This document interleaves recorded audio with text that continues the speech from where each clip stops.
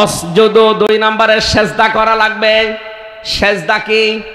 শুধুমাত্র কপালে মাটি লাগানোই সেজদা না। কোরআনে কারিমে সেজদা এই শব্দটা এত বেশিবার ব্যবহার হয়েছে। আমরা সেজদা সম্পর্কে যে ব্যাখ্যাগুলো পড়েছি, আল্লাহ রাব্বুল আলামিন এত দামি এই জিনিসটা আল্লাহর কাছে, নবীজিকে আল্লাহ বলতে বলেন, হে নবী আপনার উম্মতদেরকে বলেন, যদি একটা সেজদা কোনো বান্দা বান্দির আমি আল্লাহর কাছে কবুল হয়ে যায়, ওকে আমি আল্লাহ ঘোষণা দিলাম যে আমার বানানো বাগান জান্নাত দিয়ে দেব। বাংলার মানুষের আমি আহ্বান জানাচ্ছি, আমি নিজে সহ, আজকে থেকে যতদিন বেঁচে থাকবেন একটা কথা একেবারে বদ্ধমূল হয়ে নিয়ে যান, জীবনে কোনোদিন ফরজ সেজদা আজকে থেকে ছেড়ে দেবেন না।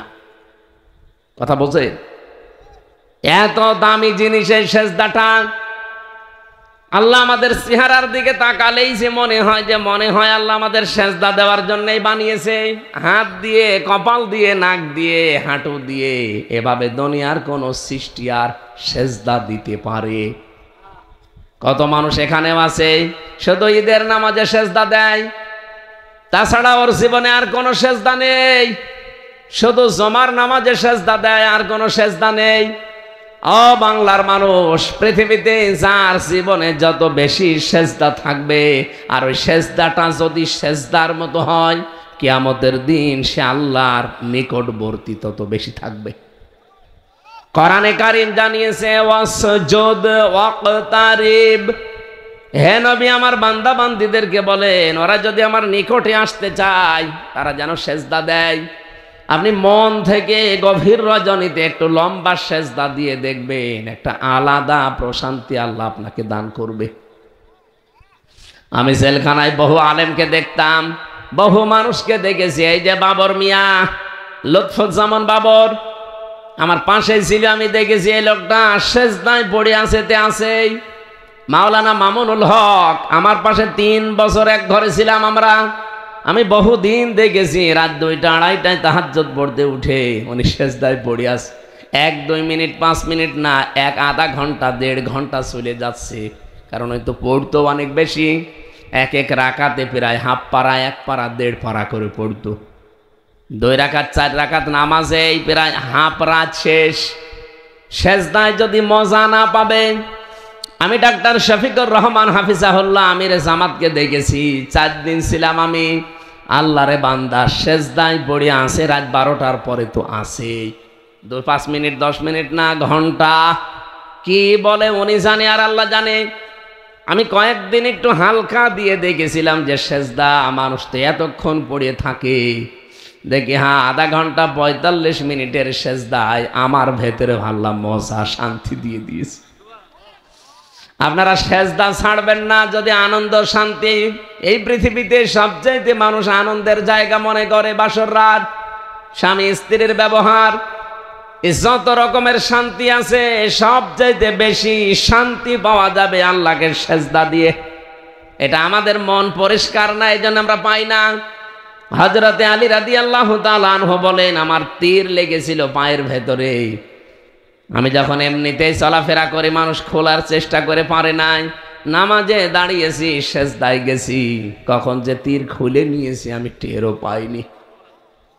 নামাজ তাদের 100 ভাগের 1 ভাগ মন নিয়েও যদি আমরা পড়তে পারতাম। আর নামাজের ভেতরে আপনি বাংলায় দোয়া করবেন, সাথে ফরজ নামাজ আর ওয়াজিব নামাজ বাদ দিয়ে বাকি যত সুন্নত নফল নামাজ আছে, এই নামাজগুলোতে আপনি বাংলায় দোয়া করবেন সেজদায় যে আল্লাহ আমার এই জিনিসের অভাব, আমি এই আতঙ্কে আছি, আমি এই ঝামেলায় পড়েছি, আমার এই অসুখ ভালো হয় না। যত রকমের কথা আছে, আরবিতে তো বলতে পারবেন না, বাংলায় বলবেন। কথা বোঝা যাচ্ছে? সবচাইতে গুরুত্বপূর্ণ সময় হচ্ছে সেজদা। সাহাবী প্রশ্ন করলেন, হে নবী মানুষ কখন আল্লাহর কাছাকাছি চলে যায়? বিশ্ব নবী বলেন, বান্দা যখন সেজদায় যায় তখন আল্লাহ আর বান্দার ভেতরে কোনো পর্দা থাকে না। অসাতক্ষীরাবাসী আমি সহ আজকে থেকে নিয়ত করছি, জীবনে যতদিন বেঁচে আছি অন্য যাই হোক ফরজ সেজদা ছেড়ে দেবেন। বলেন বলেন। আল্লাহর নবী মুসা কালিমুল্লাহকে একবার আল্লাহ ঘোষণা দিলেন যে একজন কামার বাজারে এই যে লোহা পিটিয়ে সোজা করে দা খন্তা কোড়াল বানায়, ওই লোকটা জান্নাতি, তাকে ঘোষণা দাও। মুসা নবী বলে, আল্লাহ, একজন কামার কি এমন কাজ করে যে সে জান্নাতি? তিনি বাজারে গেলেন, বাজারে সারা দিন লক্ষ্য করে দেখলেন লোকটা কি করে। নামাজের সময় হয়ে গেছে, আমাদের যেমন আজান দিলে নামাজ পড়তে যায়, ওই জামানায় হয়তো নামাজের একটা সিস্টেম ছিল। কেউ ধোয়া উড়ালেই মনে করতো যে নামাজের এলাকায় সময় হয়ে গেছে, অথবা কেউ কাঠি দিয়ে বাড়ি দিলে মনে করতো নামাজের সময় হয়ে গেছে, কেউ ঘন্টা বাজালে মনে করতো নামাজের সময় হয়ে গেছে। হযরতে মুসা লক্ষ্য করে দেখলেন লোকটা লোহা পিটাচ্ছে মগুর দিয়ে, এভাবে মগর মারে আর লোহা পিটায়। হঠাৎ করে মগরটা মাথার উপরে, নামাজের সময় হয়ে গেছে, মগরটা লোহার উপরে পিটিয়ে তারপরে তিনি নামাজে দাঁড়াতে পারতেন। মাথার উপর থেকে পেছনে ফেলে দিলেন, নামাজে দাঁড়িয়ে গেলেন। মুসা নবী ডাক দিয়ে বলে, রব্বুল আলামিন, এই লোকটা তো লোহার উপরে মগরটা পিটিয়ে নামাজে দাঁড়াতে পারতো, নামাজের সময় হওয়ার সঙ্গে সঙ্গে তোমার বিধানটা যে লোকটা এত বেশি গুরুত্ব দিতে পারে যে পেছন দিয়ে ফেলে দিয়ে তোমাকে সেজদার জন্য দাঁড়িয়ে গেছে, আমার মনে হয় তুমি তাকে জান্নাতে না দিয়ে পারো না। জিন্দা অবস্থায় সেজদার কারণে তিনি জান্নাতের সুসংবাদ পেয়েছিলেন। তার তো নামাজ জীবনে ছিল মাত্র 1 ওয়াক্ত, সারাদিন 24 ঘন্টায় মাত্র 1 ওয়াক্ত নামাজ মুসা নবীর, আর আমরা পেয়েছি 5 ওয়াক্ত। 50 ওয়াক্ত পেয়েছিলাম, কমাতে কমাতে আল্লাহ 50-এর 5 ভাগ 5 অংশ দিয়েছেন, 0 কেটে দিয়েছেন। এই 5 ওয়াক্ত যদি আমরা সেজদাটা ঠিক মতো দিতে পারি, আল্লাহর কসম আমরা আল্লাহর নিকটবর্তী চলে যাব ইনশাআল্লাহ। এই জন্য সেজদা জীবনে ছাড়া যাবে না, আল্লাহর আদেশ, অরকাউ ওয়াসজুদু, তোমরা রুকু করো, সেজদা করো, ওয়াবুদু রাব্বাকুম, তোমাদের রবের ইবাদত করো। রবের ইবাদত আমি যত পেয়েছি পুরা কোরআন শরীফের ভেতরে প্রায় 500 ইবাদত পেয়েছি। এর ভেতরে অন্যতম একটা ইবাদত, তার নাম কি? কোরবানি। নাম কি?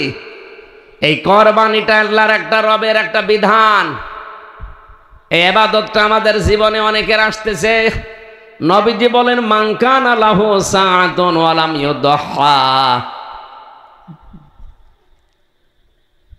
কোন মানুষের যদি সামর্থ্য থাকে কোরবানি করার, কিন্তু সে কোরবানি দেয় না, আমার নবীর আদেশ হচ্ছে সে যেন ঈদগায় না আসে। এখানে যারা বহু মানুষ আছেন মনে করেন না কোরবানি দিলে তো অনেক ক্ষতি হয়ে যাচ্ছে। কে বলেছে আপনাকে? এই পৃথিবীতে নেকি কামাই করার একটা জায়গা, একটা মৌসুম এটা এসেছে। সারা বছরও যদি আপনি পশু জবাই করেন, পশমে পশমে নেকি পাবেন, কোনো হাদিস নেই। কিন্তু এই 3 দিনে 10, 11, 12 জিলহজ, এই 3 দিনে যদি কেউ কোরবানির পশু জবাই করে, প্রতিটি পশমে পশমে একটা একটা করে নেকি আল্লাহ দান করবেন। কোরবানি আর যাকাতের মাসলা হচ্ছে, যাকাত ফরজ হয় 1 বছর মালটা আপনার কাছে থাকা লাগবে। বাংলাদেশে এখন 75,000 টাকার উপরে। আর কোরবানির নিয়ম হচ্ছে একটা ছাগল কেনার টাকা যদি ওই 3 দিনের ভেতরে আপনার কাছে থাকে, খুব বেশি হলো 15,000, তাহলে এই 3 দিনে মাস্ট বি আপনাকে কোরবানি দেওয়া লাগবে। কোরবানির মাংস ভাগ করা নিয়ে এলাকায় ঝামেলা আছে কিনা আমি জানি না। ফাকুলু মিনহা ওয়া আতিমুল বাইসাল ফাকির, এটা সূরা হজের 28 নম্বর আয়াতে আছে। ফাকুলু মিনহা ওয়া আতিমুল কানিআ ওয়াল মু'তার, এই 2টা আয়াত কোরআনে মাংস ভাগের ব্যাপারে আছে। আল্লাহ বলেন তোমরা কোরবানির মাংস নিজে খাও, আর যারা অভাবী কিন্তু চাইতে পারে না এরকম আত্মীয় স্বজনকে দাও। আর 3 নম্বরে যারা একেবারে অসহায় গরিব মানুষ ফকির তাদেরকে দাও। এখান থেকে মাসলা বের হয়, এই যে যারা এলাকায় হয়তো 50 জন কোরবানি দিয়েছে, সবার গোশত এক জায়গায় করে বিকালবেলা 500 মানুষের ভেতরে ভাগ করে দেয়, এই এলাকায় আছে? না না, এইটা ইসলাম না। আমি ইসলামের নিয়মটা বলছি। আপনার নিজের গোশত এটা যদি করতে পারেন 3 ভাগের 1 ভাগ আপনি দিয়ে আসেন। ওরা যদি ওই রকম অসহায় যারা মিসকিন এতিম ফকির তাদেরকে ভাগ ভাগ করে দিতে পারে, জায়েজ আছে। কিন্তু আপনি সমাজ রক্ষার জন্যে, নিজের গোষ্ঠী রক্ষার জন্যে, নিজের ক্ষমতা ধরে রাখার জন্যে এমন এমন মানুষের তালিকা নাম দিয়েছেন যার গোশতের অভাব নেই। আমি কি বেশি বলে ফেললাম? এরকম নিয়ম নেই। আপনার নিয়ম হচ্ছে আপনি কোরবানি করে নিজে এক ভাগ রাখেন, আর এক ভাগ আপনি এমন আত্মীয় স্বজন অসহায় চাইতে পারে না, কিন্তু লজ্জায় চাইতে পারে না, অভাব আছে, এরকম মানুষকে আপনি দরকার একটু বেশি করে দেন, কোনো অসুবিধা নেই। আর ফকির ফাঁকেরা যারা আছে, এতিম মিসকিন অসহায় যারা ভিক্ষুক, এদেরকে দেবেন। ওইটা অনেকেই করে তার নিজের সমাজ রক্ষার জন্যে, নিজের গোষ্ঠী রক্ষার জন্যে, আর নিজের মাতব্বরি ঠিক রাখার জন্য। এই এলাকায় কাদের কাদের এলাকায় আছেন হাত তোলেন তো। না, এই নিয়ম মানার দরকার নেই, যেহেতু ইসলাম না, ও নিয়ম মানবেন না। হ্যাঁ, যদি দেখেন যে ঠিক মতো করছে, আসলে ফকিরকেই দেয়, এমন ফকিরকে দিয়েছে যে প্রতিদিন গোশত খায়। এই এলাকায় ভালো নিয়মই আছে। কোনটা? এখানে যারা দরিদ্র কোরবানি করতে পারে না, তাদের মধ্যেই বিতরণটা হয়। হ্যাঁ, এইটা হলে তো ভালো। এইটা যদি করে থাকেন তাহলে অসুবিধা নেই। উনি যেটা বলছে যে না, গরিব মানুষ দেখে দেখে নাম লিস্ট করে তাদেরকে দেওয়া হয়, তো মানুষ আপনারা মিথ্যা কথা বলেন কেন?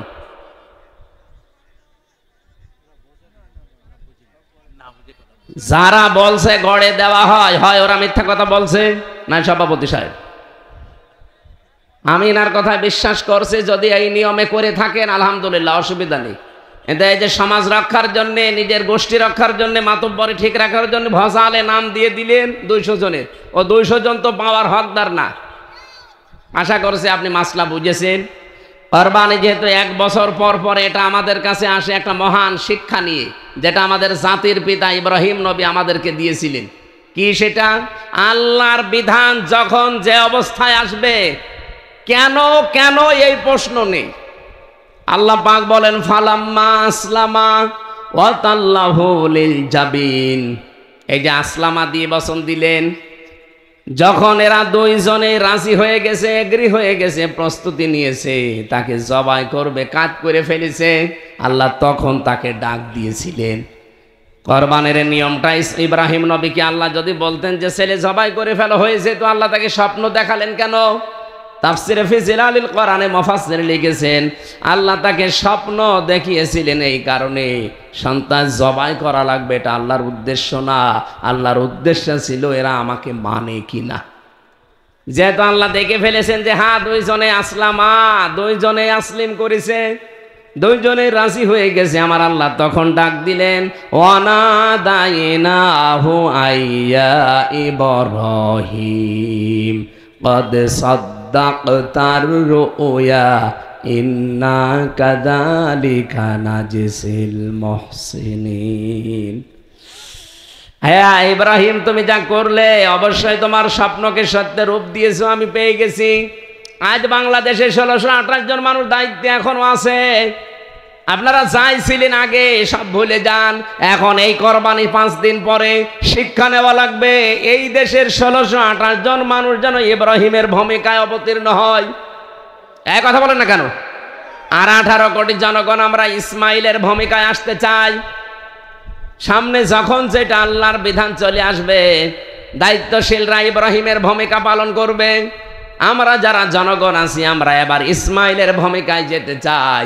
আল্লাহর কসম, এই 5 দিন পরে, এই জুন মাসের 7 তারিখেই দেখবেন বাংলাদেশে এই কোরবানির শিক্ষার কারণে ইসলাম কায়েম হয়ে গেছে। আর এইটাই কোরবানির শিক্ষা। আমরা চাচ্ছি যারা দায়িত্বে আছেন, আপনারা একটু পড়েন সূরা সাফফাতের এই 102, 3, 4 নাম্বার আয়াতগুলো দেখেন আল্লাহ কি দিতে চায়। শুধু বছরে বছরে আসবে 2 লাখ 5 লাখ টাকার গরু জবাই করে দেবেন, আল্লাহর এটা উদ্দেশ্য না। লা ইয়ানালাল্লাহু লুহুমুহা ওয়ালা দিমাউহা ওয়ালাকিন ইয়ানালুহুত তাকওয়া মিনকুম। আল্লাহ পাক বলেন তোমাদের রক্ত গোশত চর্বি চামড়া আমার কাছে পৌঁছায় না, পৌঁছায় ভেতরের তাকওয়াটা। আর তাকওয়া মানে যোগ্যতা অর্জন করা, তাকওয়া মানে আল্লাহর নিষিদ্ধ কাজ ঘৃণা ভরে ছেড়ে দেওয়া, তাকওয়া মানে বেঁচে থাকা, তাকওয়া মানে আল্লাহর বিধান কায়েম করার পরিবেশ তৈরি করা। 33টা অর্থ পেয়েছি এই তাকওয়ার। এই জন্য এখন আমাদেরকে যোগ্যতা অর্জন করে যোগ্য হওয়া লাগবে সামনে। আর আমি এটা দেখতে পেয়েছি বাংলাদেশে যতগুলো দল কাজ করছে ইসলামের জন্য, হয়তো প্রায় সবাই করে, কিন্তু যোগ্যতার মাপকাঠিতে অর্থনৈতিকভাবে আল্লাহর অলি বলা যা এই দেশে জামাত ইসলামী বাংলাদেশকে। আপনার কাছে খারাপ লাগলো, আমি নিজে পরীক্ষিত এই জন্য বলছি। 5টা টাকা এদিক ওদিকে করে না। চট্টগ্রামের এই যে খাল খননের জন্য যারা দায়িত্ব আছে ওই এলাকায়, তারা সরকারের কাছে 4,000 কোটি টাকা চেয়েছিল। বলেছিল 4,000 কোটি টাকা দেন, আমরা এই কাজ করে দেব।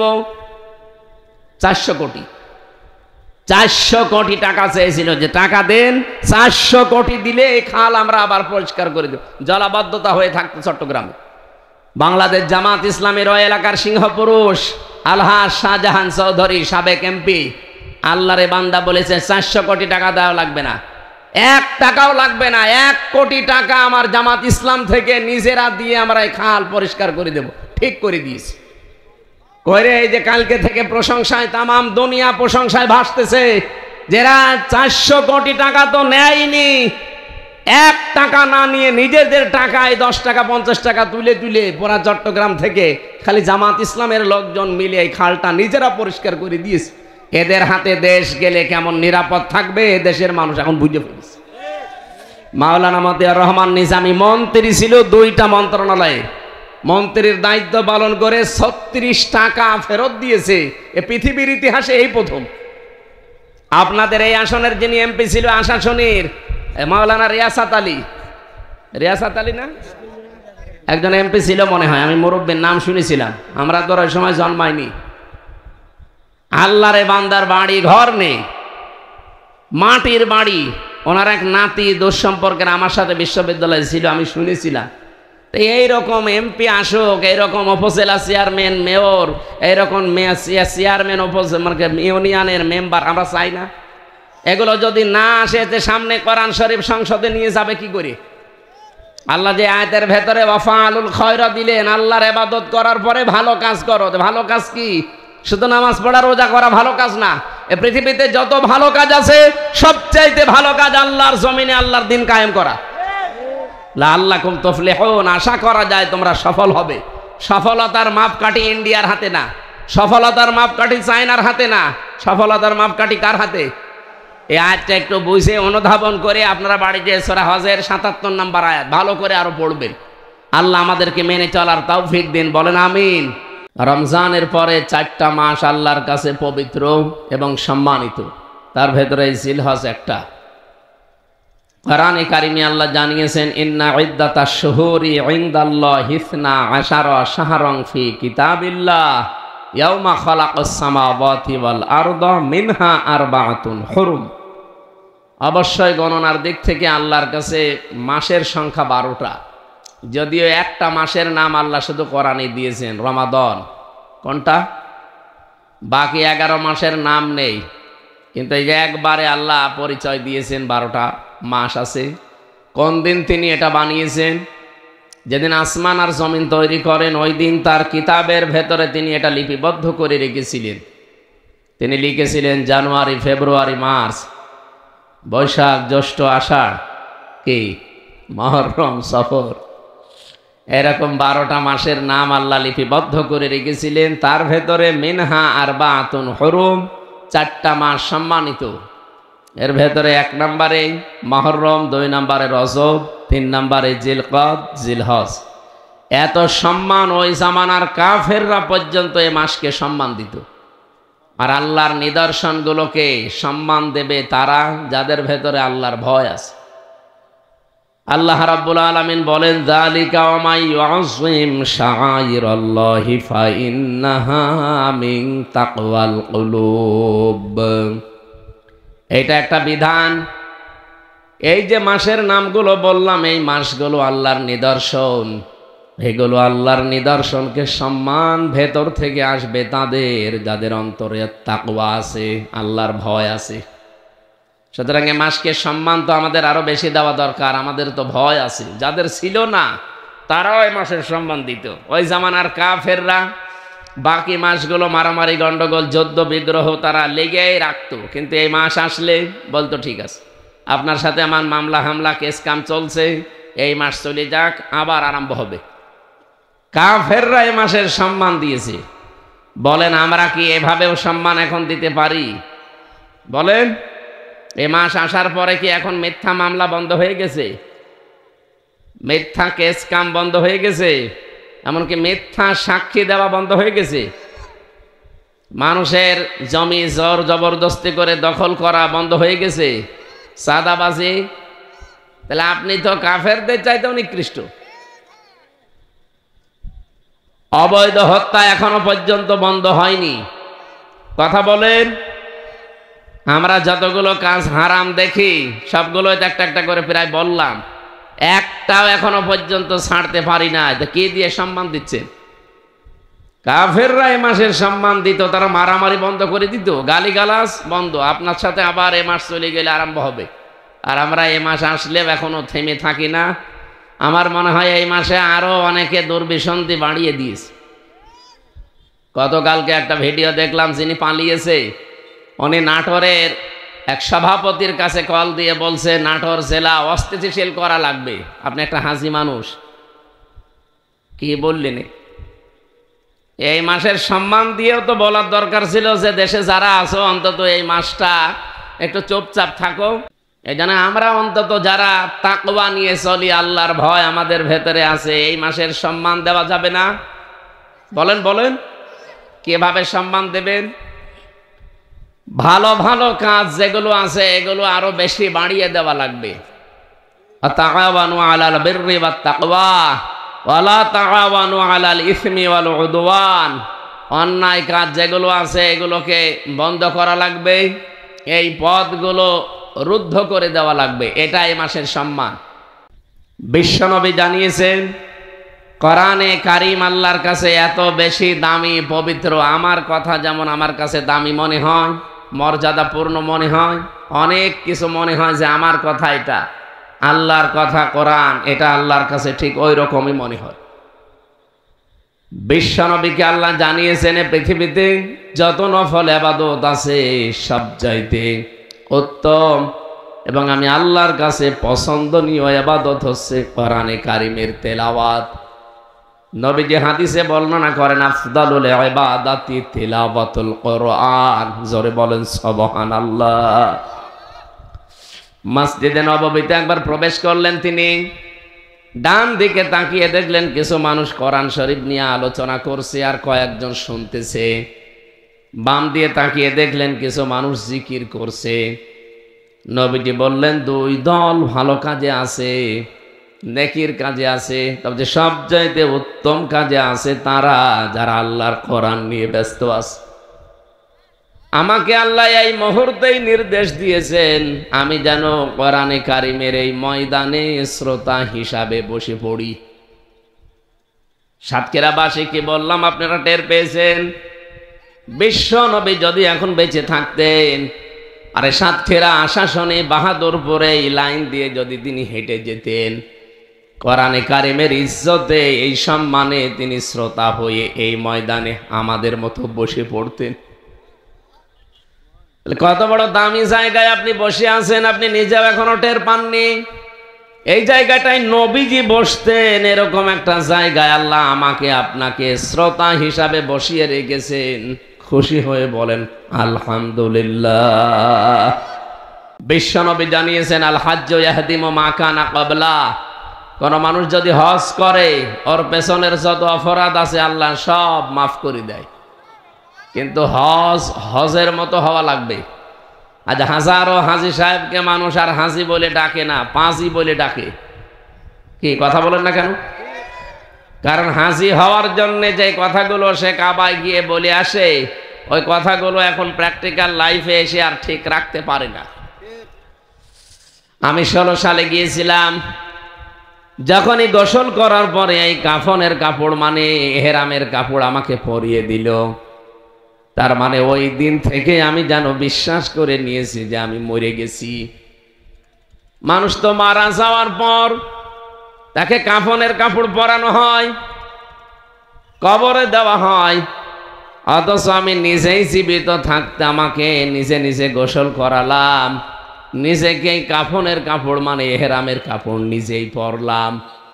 এটা বিশ্বাস নিয়ে পড়লাম যে আমি মরে গেছি, বাকি যেই জীবনটা আমার আছে এটা আমার বোনাস হায়াত। কথা বলেন না কেন? আমি তো মরেই গিয়েছিলাম। না মরলে মানুষ এরকম সাদা কাপড় পরে? আমি নিজে নিজেই মরে গেছি, নিজে নিজেই কাফনের কাপড় পরেছি, বাকি ছিল শুধু কবরে যাওয়ার। কবরে যাওয়ার আগে আমি আল্লাহর কাছে কয়েকটা কথা বলে আসলাম তার ঘরে গিয়ে, লাব্বাইক আল্লাহুম্মা লাব্বাইক লা শারিকা লাকা লাব্বাইক ইন্নাল হামদা ওয়ান নি'মাতা লাকা ওয়াল মুলক লা শারিকা লাকা লাব্বাইক। কথাগুলো এত গুরুত্বপূর্ণ এবং তাৎপর্যপূর্ণ, আমার এই ছোট মাথার ভেতরে এই কথার ব্যাখ্যা আমি এভাবে নিয়েছি, কোন মানুষ যদি এই তিনটা কথা স্পেশাল ভাবে মেনে চলতে পারে, ওর জীবন আমার আল্লাহর খাতায় হাজিরা খাতায় হাজি হিসাবে উঠে যাবে।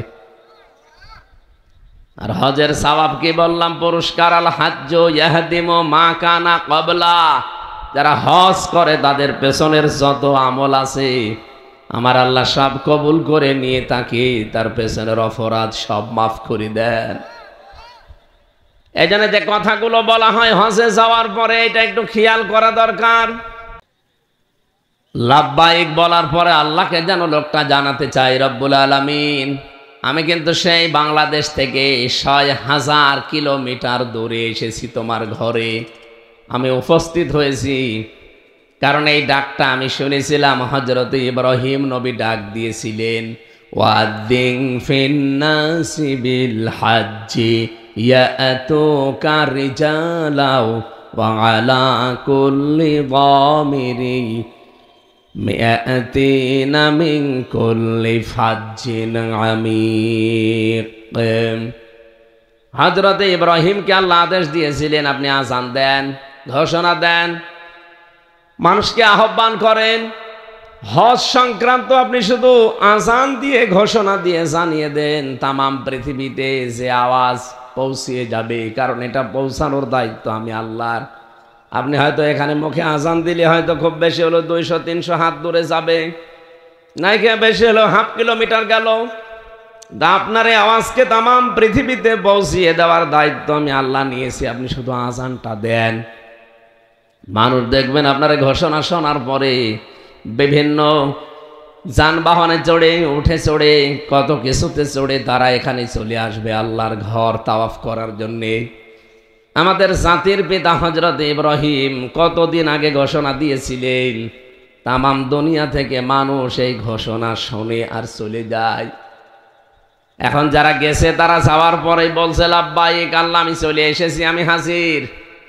এই নামটা আমির হামজা তোমার কুদরতের খাতায় একটু লিখে নাও। আল্লাহ তাআলা বলেন, দাঁড়া, এখান থেকে কয়েকটা কথা আমাকে শোনা। ইন্নাল হামদা বলা হয় যে আমি আজকে থেকে যত প্রশংসা করব দুনিয়ায় আর কারো প্রশংসা আমার মুখ দিয়ে, আমার অঙ্গ প্রত্যঙ্গ দিয়ে, আমার কোনো কিছু দিয়ে পৃথিবীর কারো প্রশংসা আর হবে না। এখন থেকে যদি প্রশংসা করি শুধু তোমার করব। এই জন্য হামদের আগে আলিফ লাম দিয়ে আপনি নির্দিষ্ট করে দিলেন। প্রশংসাটা শুধুমাত্র কার হবে বলেন তো? আরো জোরে বলেন। এটা গ্যারান্টি দিয়েছেন আপনি ইন্না দিয়ে। হামদালিল্লাহ বললেও তো হয়ে যেত। হামদের আগে আলিফ লাম দিয়ে, এর আগে ইন্না দিয়ে আপনি কত বড় গ্যারান্টি দিয়েছেন, আপনি টের পেয়েছেন। আরবি বোঝেন না, এই জন্য টের পাননি। এত বড় গুরুত্ব দিয়ে বললেন আল্লাহ আজকে থেকে পৃথিবীতে আর কারো প্রশংসা করব না, যদি প্রশংসা আমি করতেই পারি কার? অন্নেমাতালাকা, যত নিয়ামত তুমি আমাকে দিয়েছো, এই যে আমি কথা বলতে পারি এটা তোমার নিয়ামত।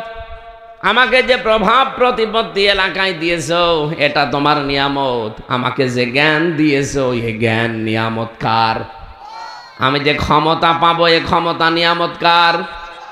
আমাকে যা দিয়েছো সব তোমার নিয়ামত, এমনকি আমার ছেলে মেয়েও তোমার দেওয়া নিয়ামত। আমার সবগুলো আমি আজকে থেকে তোমার জন্য শুধু ব্যয় করব, অন্য কারো জন্য না। ও বাংলার মুসলমানেরা কান খাড়া করে শোনেন, রেকর্ড হচ্ছে। তামাম দুনিয়ার হাজিদেরকে বলছি, দ্বিতীয় এই কথাটা আপনি আল্লাহর ঘর তাওয়াফ করার সময় দিয়ে এসেছিলেন। এটা যদি আজ বাংলাদেশে এসে রাখতে পারতেন, এই দেশে আমার মনে হয় আল্লাহর প্রশংসা বাদ দিয়ে অন্য কারো প্রশংসা হতো না। আর আমার যত নিয়ামত আছে সব আল্লাহ বাদে অন্যের জন্য ব্যয় হতো না।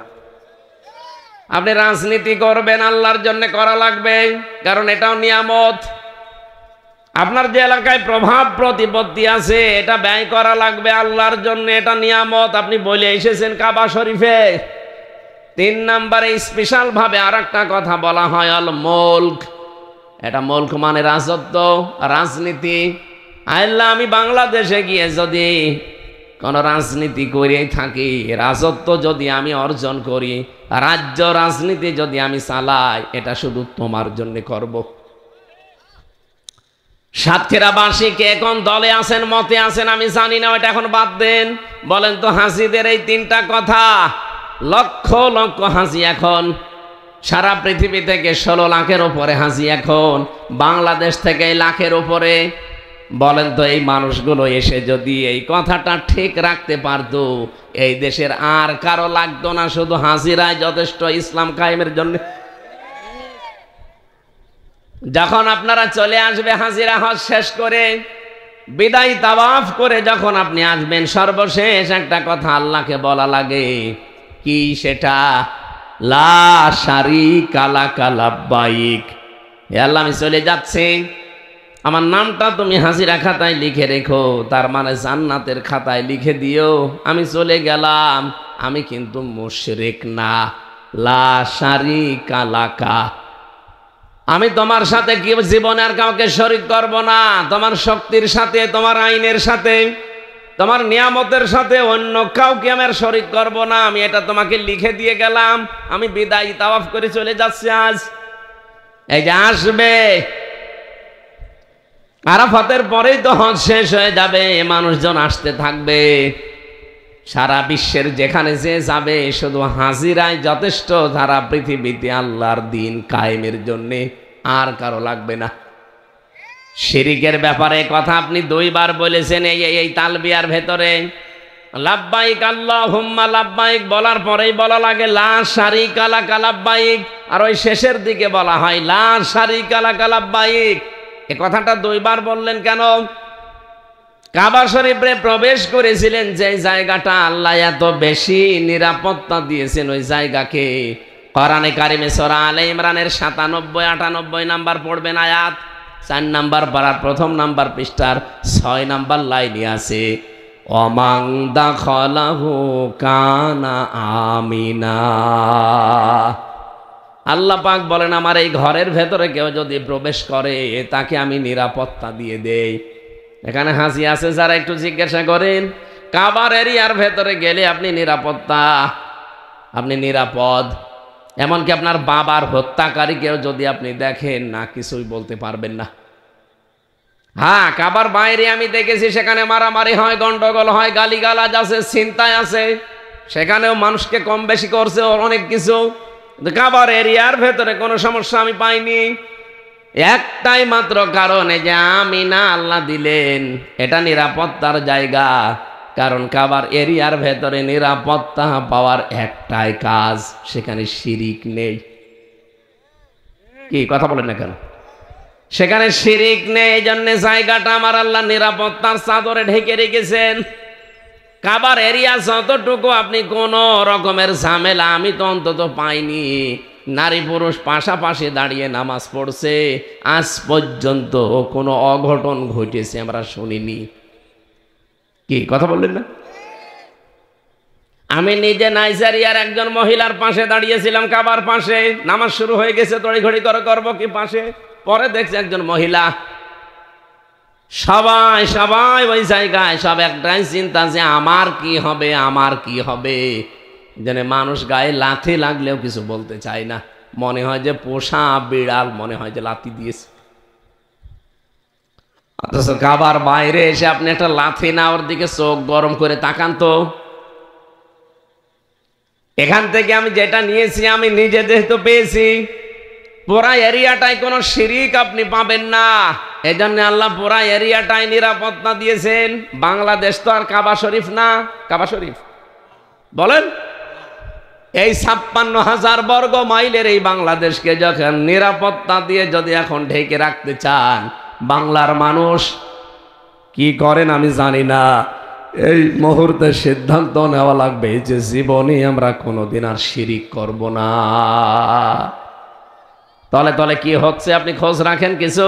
আজ 3 দিনের ভেতরে পার্বত্য চট্টগ্রামের যে জেলাগুলো আছে, বিশেষ করে রাঙ্গামাটি, বান্দরবন, খাগড়াছড়ি জেলাকে তারা অলরেডি বিভিন্ন কায়দা কৌশলে আয়ত্ত করে ইসরায়েলের মতো একটা রাষ্ট্র ঘোষণা দেওয়ার সিদ্ধান্তে আছে।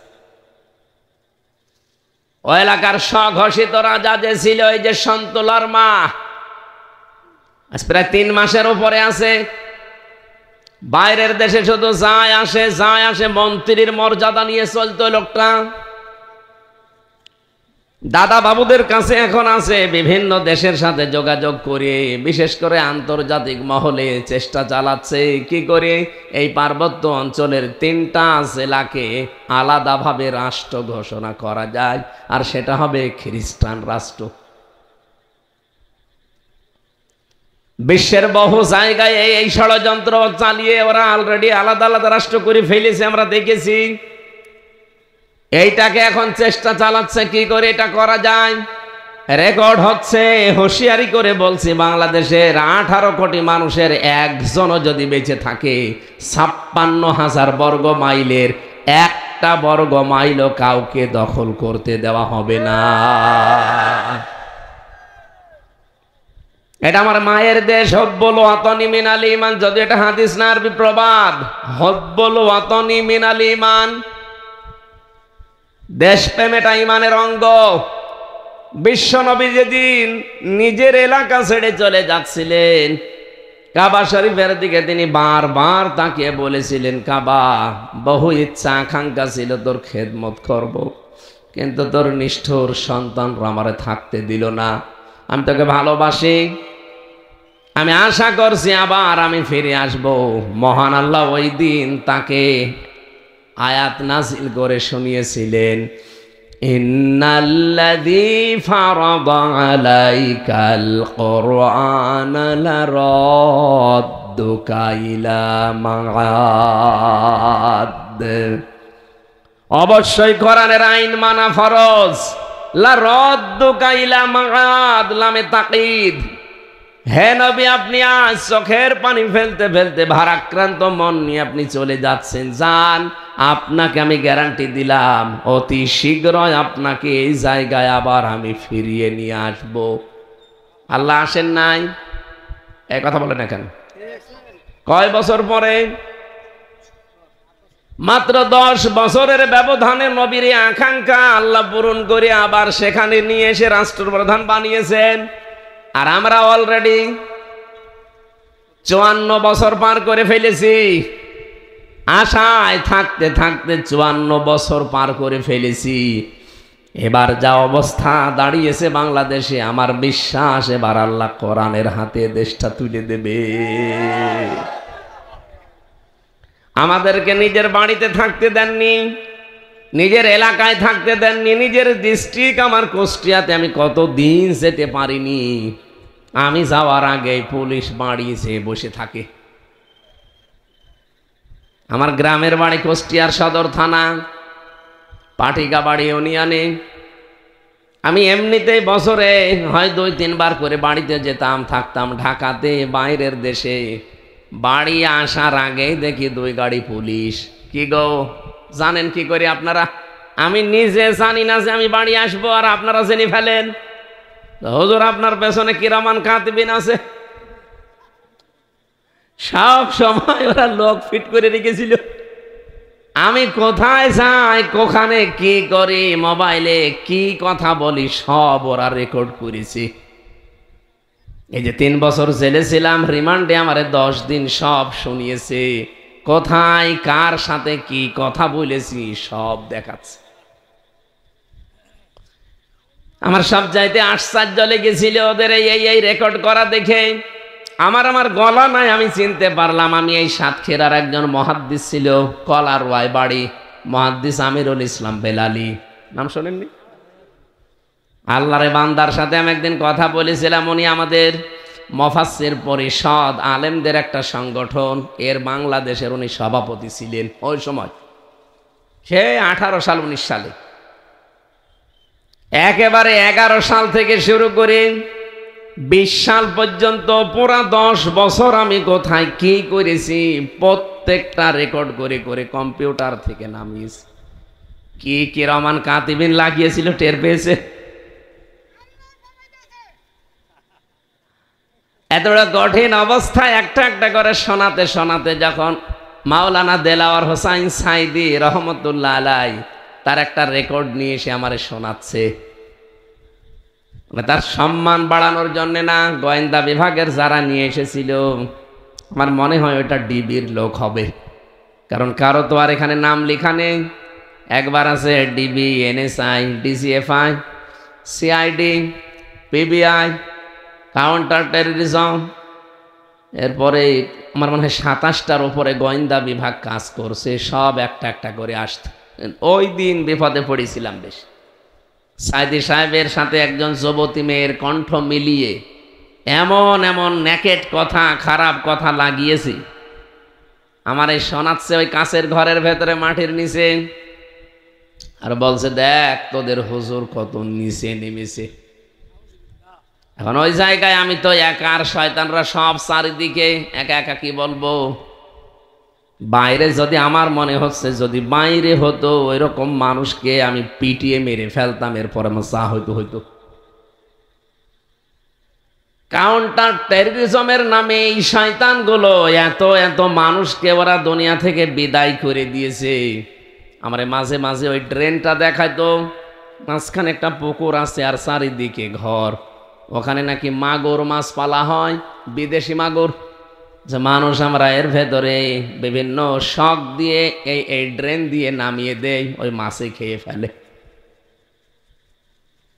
কঠিন অবস্থার ভেতরে সবচাইতে বেশি বাংলাদেশের ইসলামপন্থীদেরকে দেশে বিদেশে মোড়লদের সামনে জঙ্গি জঙ্গি এই নাটক যারা সাজিয়েছে, 1 নম্বরে মনিরুল গোপালগঞ্জের, 2 নম্বরে আসাদুজ্জামান, এটাও গোপালগঞ্জের, মাল সবই গোপালগঞ্জের।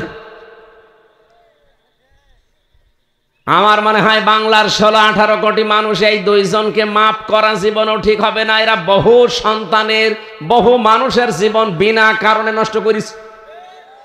ইসলামী ছাত্রী সংস্থার 2 বোনকে তারা এখনো পর্যন্ত এই জঙ্গির মামলা নাটক সাজিয়ে এখনো জেলে রেখে দিয়েছে। আমরা চাই এই 2 বোনকে অতি তাড়াতাড়ি দ্রুত মুক্তি দেওয়া হোক। কথা বলে না কারো। আমি নিজেরটা তো নিজে দেখেছি যে কেমন মিথ্যা সাজায় ওরা।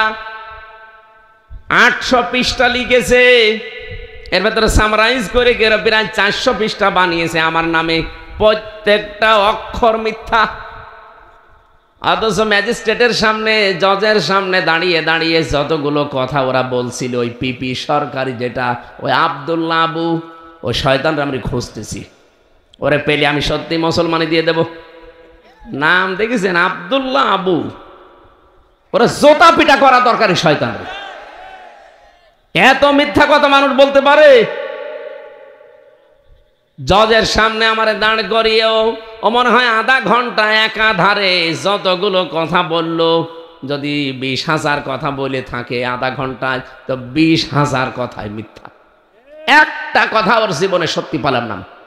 আমি নিজেরটা তো, অন্যেরটা তো বাদ দিলাম, জানি না, আমি নিজেরটা তো জানি। বলছে উনি ছিল আনসারুল্লাহ বাংলা টিমের প্রধান, অথচ সাতাশে কি আমি আজ পর্যন্ত জানি না। আনসারুল্লাহ বাংলা টিম কারে বলে, কি করে, তাদের কর্ম কি, কিচ্ছু জানি না। যদি দিত যে উনি জামাত ইসলামের সাপোর্টার, তাও তো মিলত। তখন তো আমি সাপোর্টারই ছিলাম, আমি তো কিছুই করতাম না, সাপোর্ট করতাম, ভালোবাসতাম। আমার মন ভালো একটা দলকে আমি বাসতে পারি না, নিষিদ্ধ না হলে সেই দলকে আমি বাসতে পারি না। কথা বলেন না কেন? কিন্তু যারা নিষিদ্ধ আপনি ভালোবাসা না, তাদের কথাও বলতে পারবেন না। এই যে বাংলাদেশ আওয়ামী লীগ নামে, ছাত্রলীগ নামে যারা, সব নিষিদ্ধ না? রাষ্ট্রের পক্ষ থেকে তাদের নিষিদ্ধ ঘোষণা করা হয়েছে। এখন যদি কেউ সাপোর্ট করে, কেউ তাদের নাম বলে, ছাড়বে? আজ কুষ্টিয়াতে মিছিল দিয়েছে, ওই আমার কুষ্টিয়ার থানার পাশে 6 রাস্তার মোড়ে প্রায় সকালবেলা 170, 80, 90, 100 জন মানুষ বসে থাকে। ওই আশপাশ গ্রাম থেকে এসে ওখানে থাকে, শহরের মানুষ ওদেরকে ভাড়া করে নিয়ে যায় কাজে। কালকে কোনো কাজই পাইনি আজকে। প্রায় এরকম প্রত্যেকটি মানুষকে ওরা 600 করে টাকা দিয়ে জয় বাংলার একটা স্লোগান লিখে নামিয়ে দিয়েছে যে হাসিনা আসছে, রাজপথ কাঁপছে। পুলিশ ধরেছে, সামনে যে কয়েকটা ছিল নেতা গোছের, তারা তো পালিয়ে গেছে। ওই শ্রমিকগুলো ধরা পড়িস, বলছে আমরা কি করবো, কাজ পাচ্ছিলাম না। ওরা এসে বললো যে 600 করে টাকা দেবো, শুধু মিছিল করবি। করলাম, টাকাগুলো তো হালাল করা লাগবে। আমার মনে হয় এইভাবে করে ওদের টাকা নেওয়া লাগবে। টাকা নেন, এই হ্যাঁ 1 মিনিট 2 মিনিট মিছিল করে বলবেন যে আমাদের টাকা হালাল।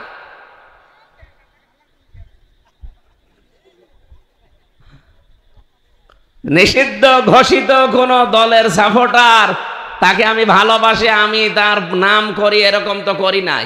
আমি সাপোর্ট করতাম বাংলাদেশ জামাত ইসলামীকে, তাদের কাজকর্ম দেখি। আর আপনি আমারে ট্যাগ দিলেন যে আমি আনসারুল্লাহ বাংলা টিমের প্রধান। শয়তানও বিশ্বাস করে না। ম্যাজিস্ট্রেট এবং জজ পর্যন্ত হেসে ফেলেছে এই কথা যখন ওই লোকটা বলছিল। না একটা কথা হইল, এই হুজুরের ওয়াজ আমি শুনি না, সারা দেশ চলে, আমি নিজেও তার ওয়াজ শুনে রাত্রে ঘুমাতে যাই। আর আপনি কি বলেন? আচ্ছা না স্যার। আর তখন তো ওদের ভরা যৌবন। যেই ম্যাজিস্ট্রেট ওরা 10 দিন রিমান্ড চেয়েছিল, দিতে চায়নি, তার পরের দিন ওই ম্যাজিস্ট্রেটকে বদলি করে দিয়েছে। আইন আদালত বিচার কিছু ছিল নাকি? কি মনে হচ্ছে আপনার? কিচ্ছু ছিল না, সব ওদের বানানো পুতুল। পুতুলের মতো কাজ করতে পারলে তারে চেয়ারে বসিয়ে রাখতো, আর যদি বলতো না আমি অন্যায় কাজে নেই, ওরে বদলি না, ওর জীবনই শেষ করে দিত। ওই জামানায় একজন বিচারপতি বলেছিল না যে দেশটা আপনারা জাহান্নাম বানিয়ে ফেলেছেন। এমনি এমনি বলেছে একজন বিচারপতি কথা, মানে বিবেকের বিরুদ্ধে কাজ করা লাগতো প্রত্যেকটা। এটিএম আজহারুল ইসলামকে আজকে খালাস দিয়েছে এমনি না। আপনি দেখেছেন তার যতগুলো মামলার সাক্ষী, কেউ 6 কিলোমিটার দূর থেকে নাকি দেখেছে, কেউ 3 কিলোমিটার। আপনি বলতে পারেন যে 6 কিলোমিটার দূরে কি হচ্ছে এখান থেকে দেখা যায়? চোখে কি মানে সেই ইসরাফিলের মতো কিছু লাগানো ছিল? কি বানোয়াট জিনিস দিয়ে তারা এই মানুষগুলোকে দুনিয়া থেকে বিদায় করে দিল। আল্লাহ এমনি ছাড়বে? সাতক্ষীরাবাসী, আমি আহ্বান জানাচ্ছি, দেশে যারা দায়িত্বে আছেন, এই 15 বছরের ভেতরে যাদেরকে মিথ্যা মামলা দিয়ে, মিথ্যা সাক্ষী দিয়ে, জঙ্গির নাটক বলে বলে বহু মানুষের জীবন আপনারা জাহান্নাম বানিয়ে দিয়েছেন। এখনো পর্যন্ত কত মানুষ মিথ্যা জঙ্গির নাটক নিয়ে শুধু হক কথাগুলো নবীর পক্ষে, আল্লাহর পক্ষে বলার কারণে আজ হাজারো মানুষ এখনো জেলখানায়। আমি বহু মানুষের সাথে পরিচিত হয়েছিলাম ভেতরে, যে আল্লাহর নবীর বিপক্ষে অবস্থান নিয়েছে যারা, তাদেরকে শাতেমে রসুল বলে বলেছিল নবীকে কেউ গালি দিলে, কষ্ট দিলে তাকে এই দেশ থেকে বিদায় করা লাগবে, অথবা তাকে ফাদেশ দেওয়া লাগবে, এই কথা লিখেছিল। ফারাবি নামে, শফিউর রহমান ফারাবি নামে একজন ভাই, সে এখনো পর্যন্ত জেল খাটতেছে। এরকম বহু মানুষকে শুধু মিথ্যা মামলা দিয়ে, মিথ্যা সাক্ষী দিয়ে, আমার বিরুদ্ধে 4 জন সাক্ষী ওরা টাকা দিয়ে জোগাড় করেছিল। আগস্টের 5 তারিখের পরে পরিবর্তন না আসলে আমার মনে হয় এখনো পর্যন্ত শ্বশুর বাড়ি থাকা লাগতো। যে 4 জন সাক্ষী দিতে গেছে তাদেরকে আমি জীবনে দেখিনি, তাদের চিনি না। বাড়ি কোথায়? বলছে কুষ্টিয়ায়, চড়হাসে, দোকানদার সব। আমি বললাম ভাই আপনারা আমাদেরকে চেনেন? বলছে না। আপনি কি? একজন বলল আমার নাম কুমার নাদা কি যেন, তার মানে হিন্দু মানুষ। ওই মিষ্টির দোকানে মিষ্টির দোকান দিয়েছে, ওরে বলেছে তোরে এত টাকা দেব, শুধু যে আমির হামজার বিরুদ্ধে এই কথাগুলো বলবি। ও ঠিক, যে ও কিছুই তো জানে না, আমার বাবার নাম জানে, ওর মুখস্থ করতে দিয়েছিল, ছাতা গেছে ভুলিয়ে। যাবার পরে বলছে আপনি কার বিরুদ্ধে? বলছে আমির হামজা। আমির হামজার বাবার নাম কি? আমার তো মনে নেই। মনে নেই মানে কিসের সাক্ষী আপনি? ওই সময় তো কিছু বলতে পারলাম না, কারণ আমার পেছনে হাত বাঁধা, এতিমের মতো দাঁড়িয়ে আছে। আমার পক্ষে তো কেউ নেই, শুধু একটা উকিল ছাড়া, আর সব তো ওদের। মামলার আয়ু থেকে শুরু করে একেবারে ওই জজ পর্যন্ত সব ওদের। ওখান থেকে চলে আসলাম, এই যে যখন খারিজ হয়ে গেল মামলাটা আগস্টের 5 তারিখের পরে, ওখানে গিয়েছিলাম। যে ওই দোকানে দেখি লোকটা বসে আছে, আমি বললাম ভাই আপনি যে আমার নাম বললে, জীবনের আগে আপনার সাথে আমার দেখা হয়েছে কোনোদিন? না হুজুর। না হুজুর, আপনি কিভাবে কি করলেন? আমার রাতের বেলায় এসে টাকা দিয়েছে, কয় টাকা হয় ব্যবসা করে, এই যে টাকা দিলাম, শুধু হুজুরের নাম যে বলবি। আমি কি করব? আমি তো আপনার ধর্মের মানুষ না, আমি একটা হিন্দু মানুষ, আমি তার হালাল হারাম ওসব বুঝি না। টাকা দিয়েছে বাবা শাহজালাল, সব হালাল। এই ছিল দেশের বিচার। আর এখনো পর্যন্ত অনেকে সাফাই গায় যে ন্যায় বিচার চলছিল দেশে। আপনার সাথে তো কিছু হয়নি, আপনি টের পাননি। আপনার বাবারে যদি ব্যারিস্টার আরমানের মতো 8 বছর গুম করে রাখতো আয়না ঘরে, আপনি টের পেতেন যে কি হয়েছে। কি কথা বলেন না কেন? আমার ভাইরা, আমি যে আয়াত থেকে কথা বলার জন্য বসেছি খুব ভালো করে শুনবেন, যেহেতু গুরুত্বপূর্ণ একটা বিধান। হাসিদেরকে আমরা আহ্বান জানাতে চাই যে কথাগুলো আপনারা আল্লাহর ঘরে এখন বলতেছেন, ওই কথাগুলো যেন বাংলাদেশে এসে ঠিক রাখতে পারেন। আর কারো লাগবে না, এদেশে আমরাই যথেষ্ট। সূরা হজের মাত্র একটা আয়াত থেকে আমরা এখন তাফসীর করার জন্য বসছি। আল্লাহ ঈমানদারকে ডাক দিয়েছেন। এখানে যারা ঈমানদার নেই, যারা বেঈমান আছেন, চলে যান। আপনার জন্য আজকের আয়াত না, আপনার জন্য আলাদা আয়াত আছে। যান ভাই, যান, তাড়াতাড়ি চলে যান। যারা বেঈমান আছেন চলে যান। দুই একটা চলে যাচ্ছে, যাক, এই তাড়াতাড়ি যান। না, সব পায়খানার জন্য ঠিক আছে, কিন্তু ভালো লাগছে না এই কথা বলে যদি কেউ চলে যায়, তার ইমানের সমস্যা আছে। আমি একটা কথা এখনো পর্যন্ত বানিয়ে বলি নাই, কারণ অবিচার এগুলো চলছিল, হালকা টাচ দিয়েছি। এই কথা বললেন না কেন? আরে সাতক্ষীরার মানুষ তো আরো বেশি সাক্ষী। এদের বহু মানুষের বাড়ি ঘর বুলডোজার দিয়ে জালেমরা ভেঙে দিয়েছে। বাংলাদেশে এটা পানিয়ে ফেলেছিল, তারপরেও যে আপনারা টিকে আছেন, আলহামদুলিল্লাহ। সূরা হজের 77 নম্বর আয়াত থেকে বলছি, আল্লাহ শুধু ঈমানদারকে ডাক দিয়েছেন। এই জন্য আমাদের এই কথাগুলো শোনা দরকার, যারা ঈমানদার বলে আমরা দাবি করি। ইয়া আইয়ুহাল্লাযীনা আমানু রুকউ ওয়াসজুদু ওয়া'বুদু রাব্বাকুম ওয়াফআলুল খায়রা লাআল্লাকুম তুফলিহুন। রব্বুল আলামিন বলেন, হে ঈমানদারেরা, তোমরা রুকু করো, সেজদা করো, তোমাদের রবের ইবাদত করো, আর ভালো ভালো কাজে আঞ্জাম দাও।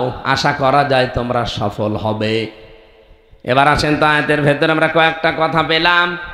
1 নম্বরে ঈমানদারের কাজ এই দুনিয়ায় হবে, তারা যেন রুকু করে। কাকে? আরো জোরে বলেন। এদেশে বহু রুকু আছে। কেউ গাছ দেখলেও রুকু করে, আগুন দেখলে রুকু করে। হিন্দুরা তো দুর্গায় যে রুকু করে, আর মুসলমানরা দরগায় যে রুকু করে। এখানে দুর্গা, দরগা, গাছ, আগুন, পানি সব বাদ। রুকু যদি মুসলমান করতে চায়, কার জন্যে? আরো জোরে বলেন। এই যে রুকুর শব্দটা, রাকাফাইন রাকউন, এই শব্দের শাব্দিক অর্থ হচ্ছে মাথা ঝোঁকানো। রুকু মানে শুধুমাত্র নামাজের এই রুকুই না, আল্লাহ পাক রুকু বলতে এখানে বুঝিয়েছেন আল্লাহর যত বিধান আছে, এই বিধানগুলোর সামনে মানুষ যখন মাথা নত করে দেবে, আমি আল্লাহ ঈমানদারদের কাছ থেকে এইটাই চাই। এই জন্য মানুষ যখন তাওবা করতে চায়, তাদেরকে আল্লাহ জানিয়েছেন, ওয়া আনিবু ইলা রাব্বিকুম ওয়া আসলিমু লাহু মিন ক্বাবলি আইয়াতিয়াকুমুল আযাবু সুম্মা লা তুনসারুন। বলেন আল্লাহু আকবার। সূরা জুমারের ভেতরে আছে 53 নম্বর আয়াত। রব্বুল আলামিন বলেন, কেউ যদি তাওবা করতে চায়, 1 নম্বরে তাকে ফিরে আসা লাগবে তার রবের দিকে। ওয়াসলিমু লাহু, আত্মসমর্পণ করা লাগবে। এই 2টা শর্ত যখন মানবে মানুষ, কখন মানবে এই 2টা? মিন ক্বাবলি আয়াতিয়াকুমুল আযাব, ওই আযাব আসার পূর্বেই সুম্মা লা তুনসারুন, যখন আর তাদেরকে সাহায্য করা হবে না। সাতক্ষীরাবাসী বলেন তো, আমাদের সাহায্য করা হবে না কোন দিন? মরণের সময়। মরণের সময় একমাত্র মানুষকে আর সাহায্য করা হবে না। এই জন্য মরণ যেহেতু কারো জানা নেই কখন আসবে, যে কোনো সময় চলে আসতে পারে। এই জন্য আমাদের তাওবা করা লাগবে, ফিরে আসা লাগবে, রুকু করা লাগবে, যেটাই বলেন। এ সবগুলো একটাই, এ সবগুলোর সময় এখন আল্লাহর বিধান পেলেই মাথা নত করে দেবেন। এটা কি 10 বছর পর না এখন? সবাইকে দিয়ে আল্লাহ এই কাজ করাবে না। এর যে রুকুর যে বিধানটা বলছি, আল্লাহর বিধান পেলে আপনি মাথা নত করে দেবেন, নিজের সে বলতে আর কিছু থাকবে না। এটা সবার জন্য না। আল্লাহু ইয়াজতাবি ইলাইহি মাইয়াশা ওয়া ইয়াহদি ইলাইহি মাইয়ুনিব।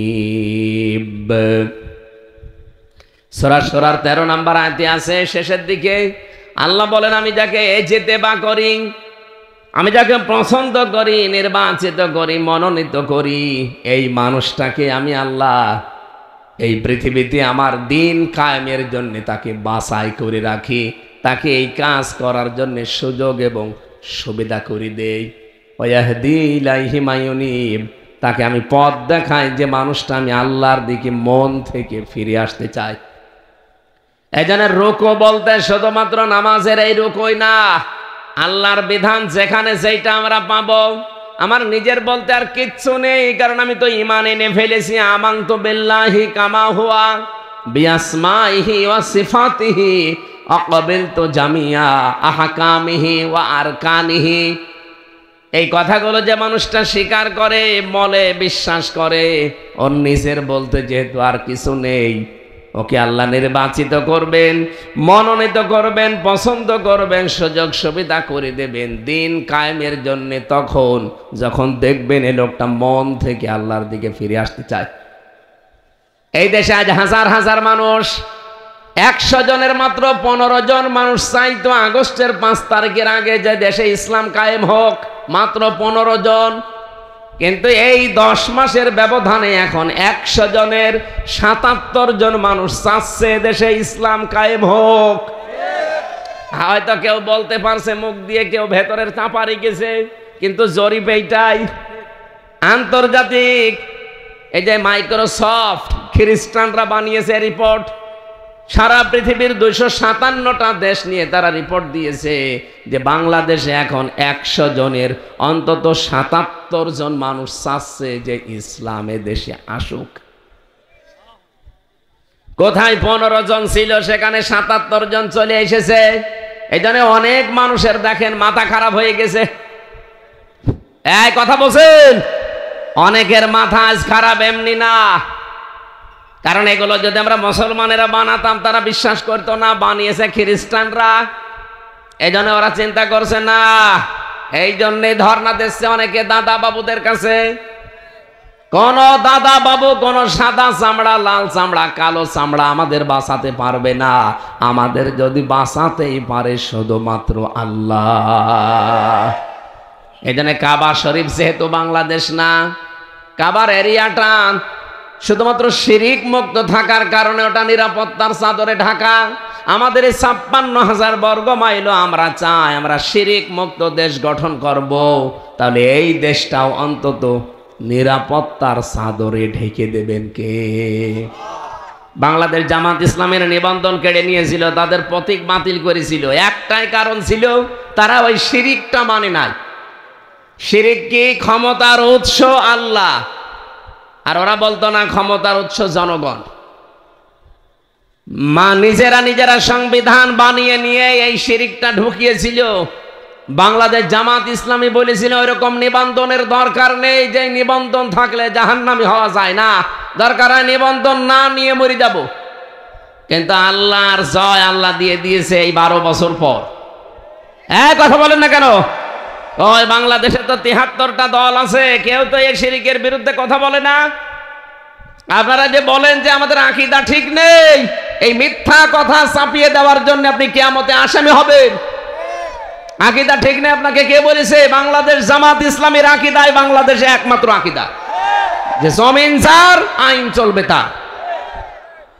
এর বাইরে যদি কারো আকীদা থাকে, এই আকীদা পোষণ করতো বলেই তো তারা এই নিবন্ধন বাতিল করে দিয়েছিল। তারা বলেছিল ক্ষমতার উৎস জনগণ নয়, ক্ষমতার উৎস কে? আন্নাল কুওয়াতা লিল্লাহি জামিয়া ইন্নাল্লাহা আলা কুল্লি শাইইন কাদির। আর আপনি আর রাজনীতি করার জায়গা পান না, শুধু এসে এখানে বাঁশ দেন না, নিজের পেছনে বাঁশ না দিয়ে অন্যের পেছনে বাঁশ দিতে যান। আমরা চাই এদের শিরিক মুক্ত করে আল্লাহর নিরাপত্তার চাদর দিয়ে কাবা শরীফের মতো এই ৫৬,০০০ বর্গ মাইল আমরা পরিবেষ্টিত করে রাখতে চাই। এখন যত শত্রুতা হচ্ছে আমাদের পার্বত্য চট্টগ্রাম নিয়ে, ওটা যদি নিয়ে নিতে পারে আস্তে আস্তে ফেনী, এরপরে কুমিল্লা, এরপরে ঢাকা, চলে আসবে আপনাদের সাতক্ষীরা, সব হাতছাড়া হয়ে যাবে। কি হচ্ছে কিছুই টের পাচ্ছেন না। এই শয়তানরা পালিয়ে গেছে ঠিক আছে, ও পালিয়ে কি বসে আছে? ওদের মেধা তো সব ঠিক আছে, কারণ শয়তান শয়তানি কাজ এখন আরম্ভ করিস। এ দেশে থাকতে একেবারে ওপেন করতো, এখন চলছে গোপনে গোপনে। এই যে মৎস্য মন্ত্রী ছিল একজন, এই আপনাদের এই 2 জেলা পরে বাড়ি মনে হয়, এরপরে বাগেরহাট জেলা না, এরপরে সাতক্ষীরার পরে খুলনা, বাগেরহাটের পরে পিরোজপুর। এই পিরোজপুরের একজন ছিল, ওর নাম সমর রেজাউল করিম। একই মন্ত্রী ছিল যেন, মৎস্য মন্ত্রী। কালকে একটা ভিডিও ছেড়েছে যে আমি 4 ঘন্টা কচুরি পানার নিচে পালিয়েছিলাম, এরপরে বর্ডার পার হয়েছি খুব গোপনে। আপনি 4 ঘন্টা কচুরি পানার নিচে পালিয়েছিলেন কেন? কি করেছেন যে আপনার পালানো লাগবে? 54 বছর হয়ে গেল, আমার তো এখন 33 বছর। কয় আমরা তো পালিয়ে যাইনি, বিনা কারণে 3 বছর ছেলেছিলাম, তারপরেও তো আমি পালাইনি। আমাকে বারবার বলেছিল যে আপনি চলে যান, মিজান আজহারের মতো আপনি চলে যান। আমি কেন যাব? আমি তো কোনো দোষ করিনি। আপনারা যদি নির্দোষ হয়ে থাকেন, মানুষের সম্পদ আত্মসাৎ না করে থাকেন, আজকে দেখলাম টাকার একটা ব্যাগ ভর্তি, 10 লাখ টাকা হবে। এই টাকার ব্যাগ, ওর সাথে আবার কি পেঁচিয়ে টাকা তো নিয়ে যেতে পারছে না, বর্ডার দিয়ে পার হওয়ার সময় গোপনে ওই পানির ভেতরে ফেলে রেখেছে। আজকে প্রশাসন তুলে ওইটা খুলে দেখে শুধু টাকা। হ্যাঁ, সব টাকা টাকা টাকা, ওদের ফ্রিজের ভেতরে টাকা, ওদের বালিশের ভেতরে টাকা, ওদের ব্যাগের ভেতরে টাকা। নিয়ে যেতে তো পারছে না, বিভিন্ন জায়গায় রেখে দিয়েছে। এই জন্য আমার মনে হয় এই জালেমদের বাড়ি ঘর, অফিস আদালত সব একটু তন্ন তন্ন করে অনুসন্ধান করা দরকার। এখনো টাকা পাওয়া যাবে, সব পালাতে পারেনি। কি করলেন যে আপনার পালিয়ে যাওয়া লাগবে কচুরি পানার নিচে 4 ঘন্টা পালিয়ে থেকে? কি কষ্ট করেছি আমি, আল্লাহ আমাকে বাঁচিয়ে দিয়েছে। ওরে শয়তান, তুই আল্লাহ বিশ্বাস করিস? তোর মুখে আল্লাহ মানাই? যতগুলো এমপি ছিল, মন্ত্রী ছিল, অফিসার ছিল, সবগুলো জানতো যে ডিবি অফিসের মাটির নিচে, র্যাব অফিসের মাটির নিচে বহু মানুষ এখানে 8 বছর 10 বছর পড়ে আছে। ওরা সব জানতো, এরপরও কিছু বলে না। এগুলো কি মানুষ? আপনার নিজের ছেলে যদি হয়তো এরকম জায়গায় 8 বছর 10 বছর আপনি ফেলে রাখতে পারতেন, এদিকে 3.5 হাত, এদিকে 2.5 হাত, একটা কবরের মতো জায়গায়, আয়না ঘর, 8 বছর 10 বছর 14 বছর একটা লোক পড়ে আছে, দুনিয়ায় কেউ জানে না। ওরা তো জানতো, যারা নিয়ে যায় ডিউটি করে, ওরা জানতো না? আমি মাঝে মাঝে, আমি তো 10 দিন ছিলাম মাত্র মাটির নিচে, মাঝে মাঝে যে আচরণ করতো, আছে গালি দিত আমার বাবা মা তুলে, আমার মনে হয়তো আল্লাহ, এই মানুষগুলো যে যারা ডিউটি করে, এই যে আসে 8 ঘন্টা পরে চলে যায়, আবার নতুন মানুষ আসে আবার চলে যায়, এরা বাড়ি যেয়ে এই তো আপনাদের সাথে তো মিশতো, এসে আপনাদের সাথে কথাবার্তা বলতো না, দিনের বেলা এসে বউ ছেলে মেয়ে নিয়ে থাকতো না? ওরা সংসার করতো কি করি? ওকে মানুষ নাকি ওর বিবেকের ওপরে কুকুরে প্রসাব করে দিয়েছে? আর শয়তানরা এখন গা সাফাই গাছে আমরা কি করেছি যে আমাদের পালিয়ে যাওয়া লাগলো, কি করেছে এখনো টের পাচ্ছ না। আজকে কাওয়া কাকু একটা রেকর্ড ছেড়েছে, আবার আসবো দেশে, যারা আমাদের বিরুদ্ধে আছে আমি আবার দেখে নেব। ওরে শয়তান, এখনো অনুশোচনা নেই। 2732 জন মানুষ, এরা একটা মানুষ মেরে ফেললেই তো জীবন শেষ হয়ে যাওয়ার কথা, আর 2732 জন মানুষ হকারী, এখনো অনুশোচনা আছে। কাওয়া কাকু কবর থেকে ঘুরে আসবে শয়তান। আর তারা ঝাঁস কি হুমকি দেয় এখনো পর্যন্ত সাংবাদিকদের। ও যে পালাইলো কি করে, আমি তো বলে পায়খানার ভেতরে নাকি 5 ঘন্টা খুব কষ্টে ছিল। ওরে ওই জায়গায় যদি তালা লাগিয়ে দিত না, বোরকা পরে পালিয়ে গেছে এই শয়তানটা। আমাদের রুকু, আমরা এখন রুকু করতে চাই, শুধুমাত্র মাথা ঝোঁকানোই রুকু না ভাই। আর আপনাকে দিয়ে আল্লাহ রুকু করাবেও না যদি আপনার মন তৈরি না হয়। ওয়াহদি ইলাইহি মাইয়ুনিব, যে লোকটা আল্লাহর দিকে আত্মসমর্পণ করে, ফিরতে চায়, মাথা নত করে, রুকু করে, এই মানুষটাকে দিয়ে আল্লাহ দিনের কাজে লাগায়, তাকে একামতে দিন কায়েমের কর্মী হিসাবে আল্লাহ তাকে কবুল করে, সবাইকে করবে না। সুতরাং যাদেরকে আল্লাহ করছে, অনেকে কিন্তু এখন আস্তে আস্তে ফিরে আসতেছে। আল্লাহ যেন আমাদের সবাইকে কবুল করেন, বলেন আমিন।